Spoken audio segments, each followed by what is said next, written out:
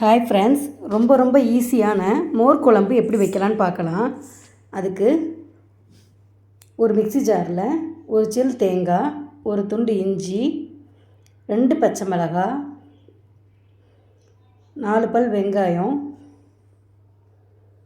ஒரு 1/4 மணி நேரம் ஊற வச்ச 1 ஸ்பூன் கடலைப்பருப்பு, 1/4 ஸ்பூன் அளவுக்கு அரிசி சேர்த்துருக்கேன்.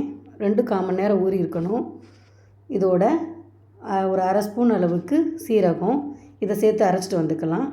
150 கிராம் தயிர் எடுத்து ஒரு 1/4 கிளாஸ் அளவுக்கு தண்ணி எடுத்து இதை மோராக கரைச்சி வச்சுக்கோங்க. மிக்சியில் கூட அடித்து வச்சுக்கலாம். இப்போ 200 கிராம் அளவுக்கு வெள்ளை பூசணிக்காவை வெறும் தண்ணி ஊற்றி ஊற வைக்கிறேன். கொஞ்சோண்டு மஞ்சள் பொடி போட்டுக்கோங்க.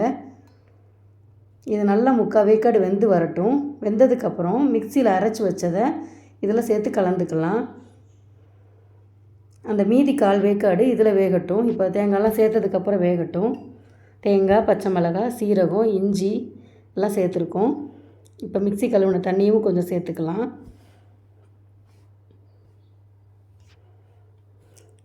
தண்ணி பார்த்து சேர்த்துக்கோங்க. முதல்ல இப்போ ஒரு 1/2 கிளாஸ் சேர்த்துருக்கோம்.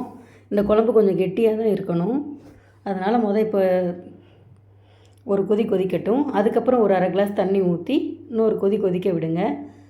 அந்த வெள்ளை பூசணிக்காய் நல்லா வெந்து வரட்டும்.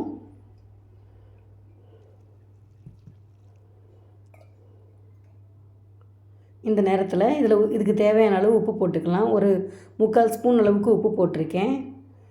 இது நல்லா கொதித்ததுக்கப்புறம் அடுப்பை ஆஃப் பண்ணிவிட்டு ஒரு பக்கமாக வச்சிடலாம்.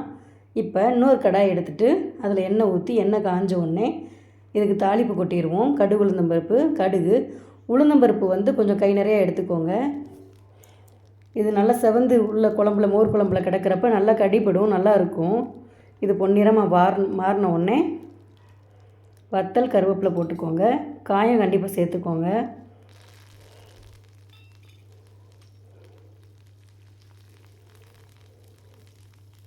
இப்போ இதை தாளிப்பு ஒரு ஓரமாக வச்சுக்கலாம். அந்த குழம்பு ஆறுனதுக்கப்புறம் மோரை கலக்கிக்கலாம். இது ஒரு கொதி வரணும் அப்படின்லாம் அவசியம் இல்லை. இந்த கலக்கி வச்ச மோரை இதில் சேர்த்து கலந்துக்கோங்க. இது இப்போ கலக்கி விடுங்க. நல்லா கெட்டியாக இருக்கும்.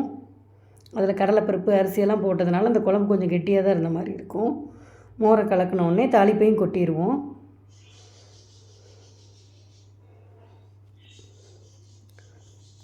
மிக்சியில் எடுத்து வச்ச பொருளெல்லாம் அரைக்கிறதுக்கு தான் இதில் நேரம். மற்ற எல்லாமே குழம்பு 5 நிமிஷத்தில் வச்சிடலாம். வெள்ளை பூசணிக்காய் வேகிறதுக்கு ரொம்ப நேரம் எடுத்துக்காது. ரொம்ப டேஸ்டியான மோர் குழம்பு ரெடி. நீங்களும் இந்த மோர் குழம்பை உங்கள் வீட்டில் ட்ரை பண்ணி பார்த்துட்டு எனக்கு எப்படி வந்ததுன்னு கமெண்ட் பண்ணுங்கள். தேங்க்யூ.